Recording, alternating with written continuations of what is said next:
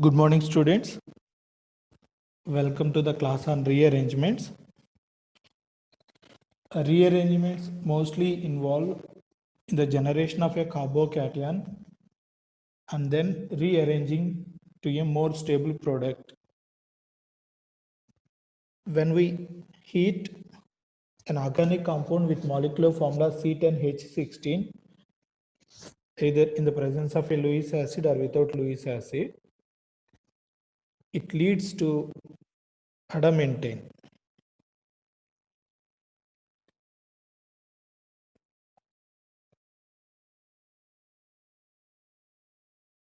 This molecule is called adamantane. It is derived from the word adamant. Since it is an alkene, it is N. Of course, you know the meaning of adamant. Adamant means very rigid. By any means, we cannot change such people, right? So they are called adamant. Similarly, it is a highly stable molecule.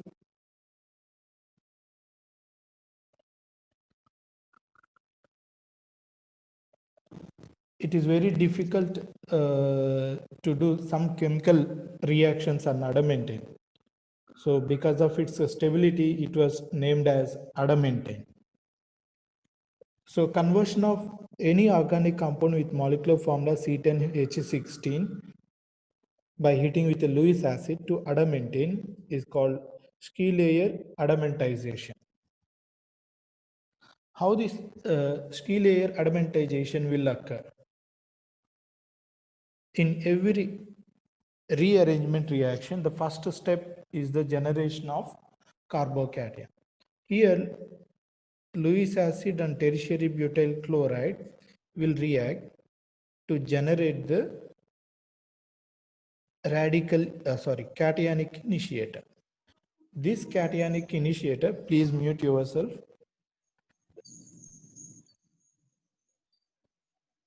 This cationic initiator will react with the C10H16. A hydride transfer takes place. Because of this hydride transfer from C10H16 to tertiary butyl cation, carbocation in our compound will generate and this becomes tertiary butane. Now this carbocation, after many 1,2 rearrangements, either hydride rearrangement, either hydride shifts or methyl shifts,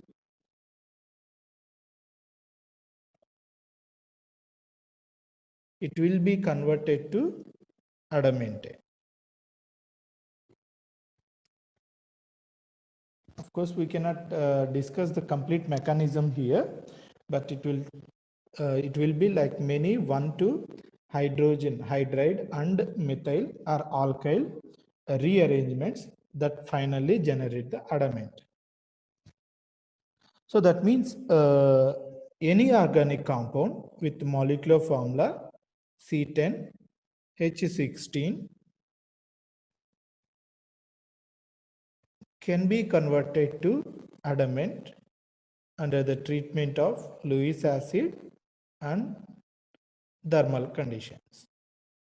So any compound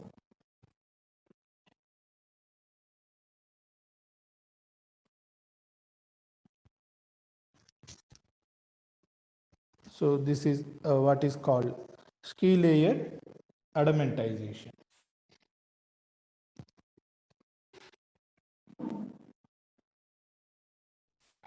What are Wagner-Merwin rearrangements? Again, it is 1,2 rearrangement of hydrogen atoms or alkyl groups in carbocations are called Wagner-Merwin rearrangements. In all these rearrangements, first we will generate a carbocation that will undergo rearrangement. Right. I'll give you a simple example. When we treat N-propyl bromide with aluminum trichloride, it will be converted or it can be isomerized to isopropyl bromide. Here the solvent is nitrobenzene. nitrobenzene. Okay, how this n-propyl bromide is converted to isopropyl bromide? Of course, the mechanism is well discussed during uh, aromatic chemistry. Friedel-Crafts alkylation. When we treat an alkyl halide with aluminum tribromide, it will polarize this bromide, so it generates a carbocation plus aluminum tetrabromide anion. Now this carbocation, it is a primary carbocation.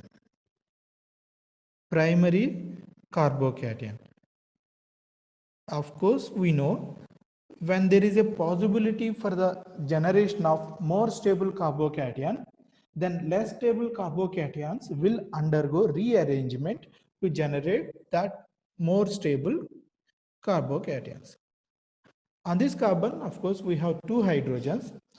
If there is a possibility that we can shift one of the hydrogen with bond pair of electrons, that is what is called hydride shift. If this hydrogen with bond pair of electrons, if it shifts to this primary carbocation center, then it can generate a secondary carbocation. This is secondary carbocation. Of course, we know secondary carbocations are more stable compared to primary carbocation. So this secondary more stable carbocation will again take this bromide ion and becomes isopropyl bromide. During this process, you may be having a doubt that nitrobenzene may act as a substrate, aromatic substrate, which involves in Friedel-Crafts alkylation, right? But as I discussed earlier, Friedel-Crafts reactions where we use aluminum systems. I'm sorry, it should be aluminum bromide. These Lewis acids are very strong Lewis acids. They're very sluggish. They need very high electron densities. These are highly electron poor, so they need high electron density systems. Whereas in the nitrobenzene system, nitro is a strong withdrawing group, so it decreases the electron density to a large extent around the benzene ring. So because of its low electron density, nitrobenzene will not act as a substrate in Friedel-Crafts alkylation. So here it is used as a solvent.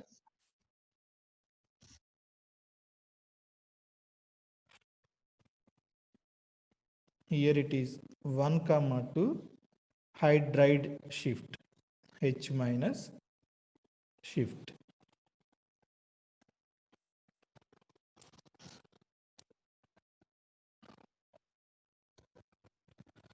Now, if we do the same reaction with the benzene, that means treatment of isopropyl chloride with Lewis acid in benzene, either benzene as the solvent or benzene as the Friedel-Crafts substrate. Now benzene is not electron poor system, it doesn't have any electron withdrawing groups. So benzene now will undergo Friedel-Crafts alkylation, but as we have discussed earlier, it is not n-propyl alkyl which will be alkylated on benzene ring. The n-propyl carbocation, a primary carbocation, that will undergo 1,2 hydride shift to generate more stable isopropyl cation. So that isopropyl cation will undergo alkylation on benzene ring. This is called cumene.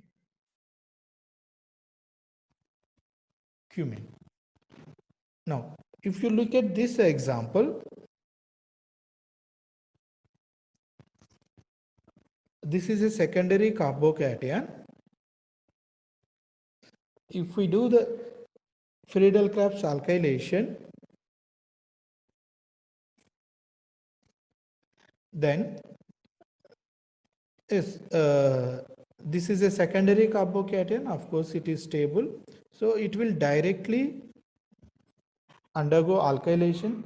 At the same time, this secondary carbocation may undergo rearrangements to have this secondary carbocation. So in that case, we also have another product like this. So we will be getting two products.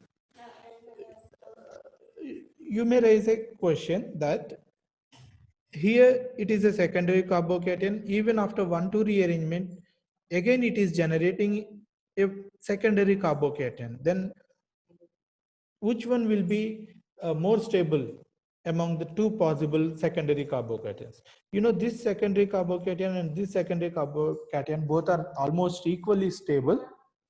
So that is why we are getting two products. So the rearrangement of less stable carbocations to more stable carbocations via 1,2 hydride rearrangements or 1,2 methyl or 1,2 alkyl rearrangements is called as Wagner-Merwin rearrangement.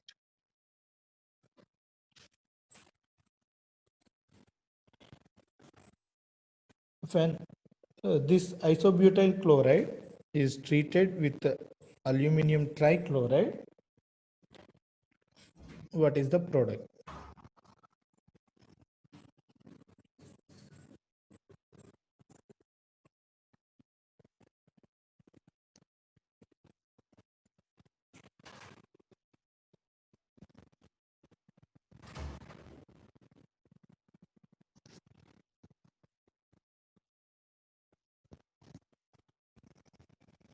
When this alcohol is treated with concentrated H2SO4,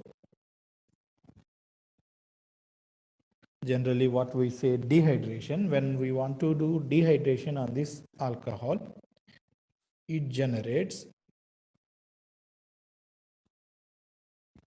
this compound. Now how it will be forming?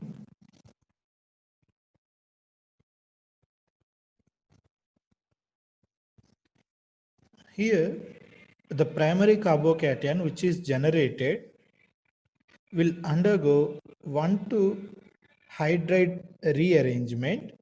So that means a hydrogen from this carbon center will rearrange to this carbon so that we are generating a tertiary carbocation.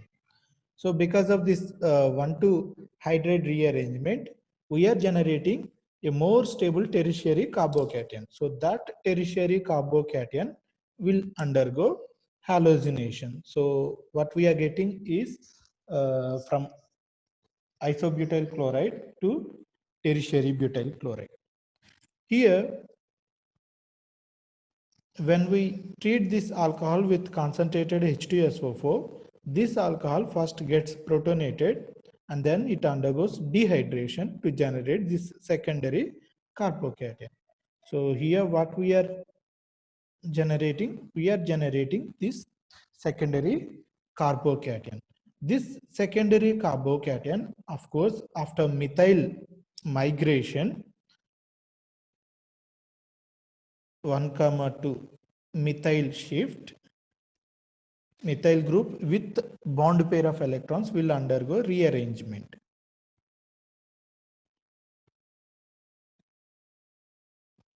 So this methyl group along with bond pair of electrons will shift to this position so that it will generate a carbocation here.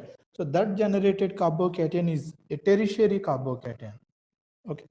Then a proton from this carbon will be losing so that it generates an alkene. So it is essentially dehydration.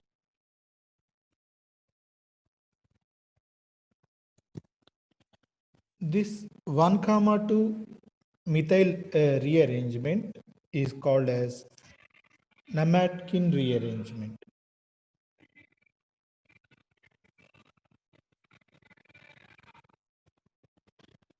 We are discussing all these rearrangements under the heading Wagner-Merwin rearrangement.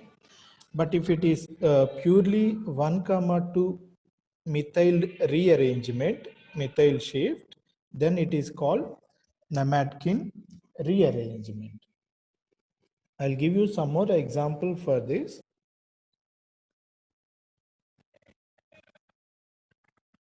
When we treat this alkyl halide with AlCl3, the initial generated primary carbocation will rearrange to more stable tertiary carbocation after the methyl shift. So here we will get, so this methyl group will shift to this carbon, and here we have already another methyl group. So it is a tertiary carbocation. That tertiary carbocation will be halogenated. So we will be getting this more stable product. Similarly, we will also get another product, that is what is called dehydrohallucination. If we remove one hydrogen here and Cl here, that will be an alkene, right? So it is called dehydrohallucination. So under the same conditions, there is a possibility for the rearrangement of halogen, or there is also another possibility for dehydrohallucination product, like a dehydration.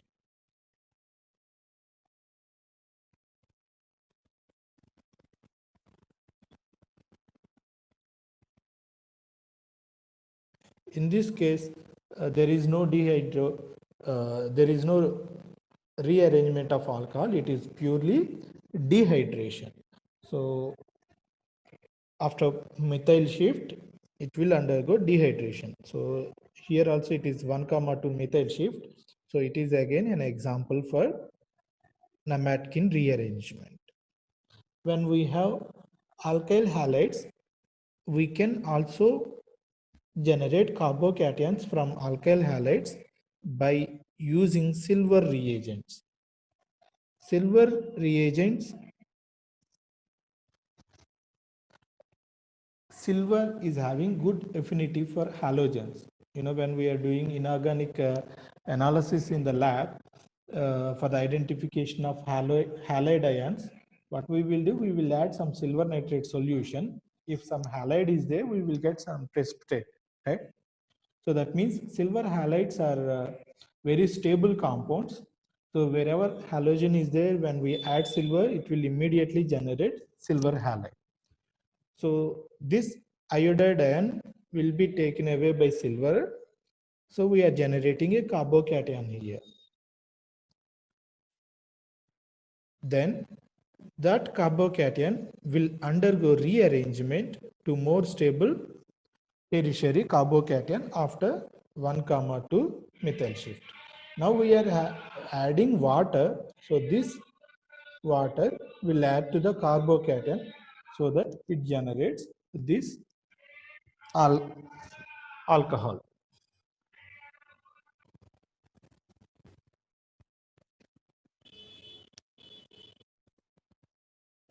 This is alpha pinene.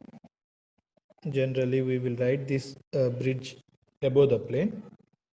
When alpha pinene is treated with hydrogen bromide, it will be rearranged to isobornyl bromide. It will be rearranged to isobornyl bromide.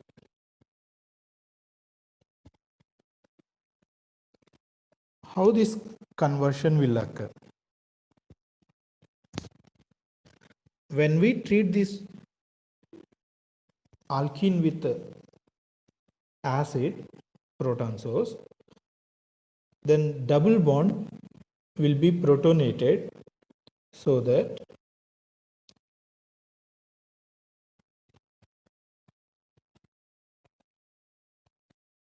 we are generating a more stable tertiary carbocation. Right, this is more stable.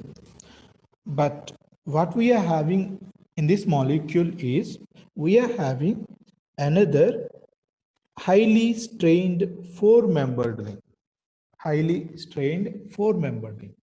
So Four-membered rings are highly strained. So whenever there is a possibility to relieve the strain, they will immediately rearrange and they will relieve the strain. Here we have a carbocation. So there is a possibility for 1,2 alkyl shift. That means this alkyl group will break the bond here and it will be migrated to this position.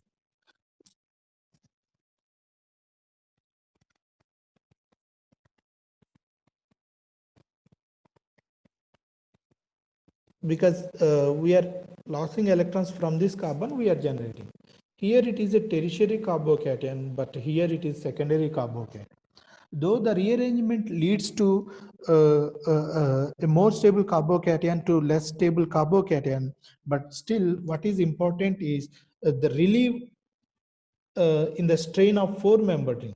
Four-membered ring is rearranged to five-membered ring. Five-membered rings are stable compared to four-membered rings. So because of the release in high strain energy, this tertiary carbocation will be converted to secondary carbo.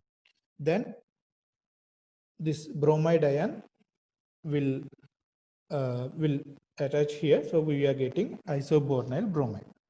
Alpha pinene we can also represent like this.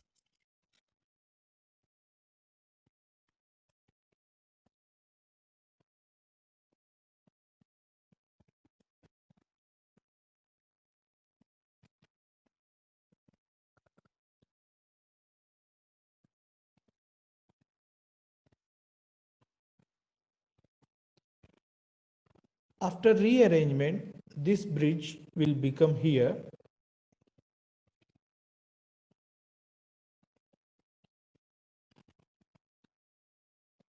This is the carbocation. This must be alpha. Okay, it is always alpha because this halide ion cannot approach the molecule from above the plane because of these two methyl groups which are creating large spherical crowding. So this bromide ion will always approach this carbocation from below the plane. Okay, so it is called isobornyl bromide.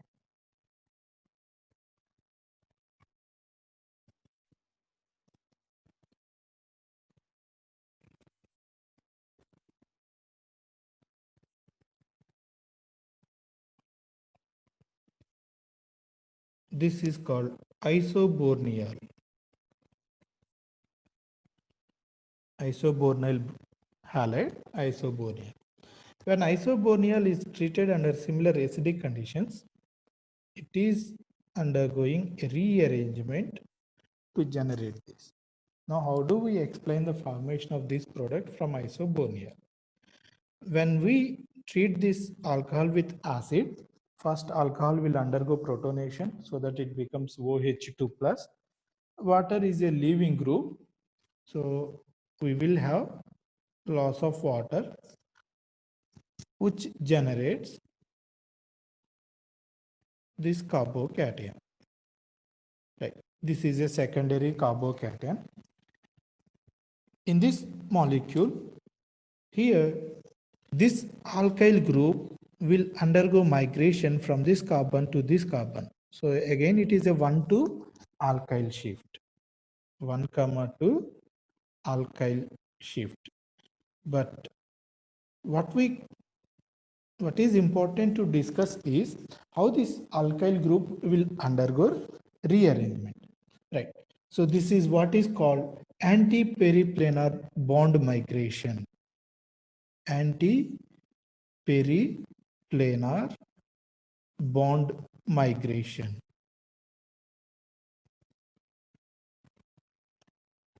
This alkyl group is anti-periplanar to this alkyl group. So whatever the leaving group here it is there, this bond and this bond mostly anti-periplanar. Okay. Then this anti-periplanar bond will alkyl group will easily migrate to this. So what we are generating is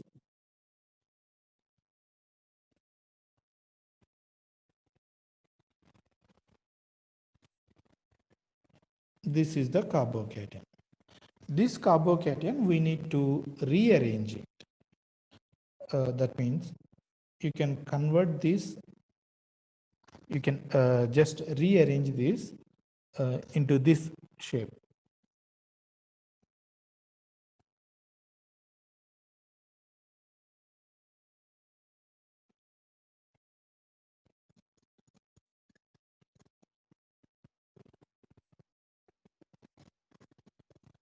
Sorry, this is not the carbocation, this is the carbocation. So we can rearrange it like this.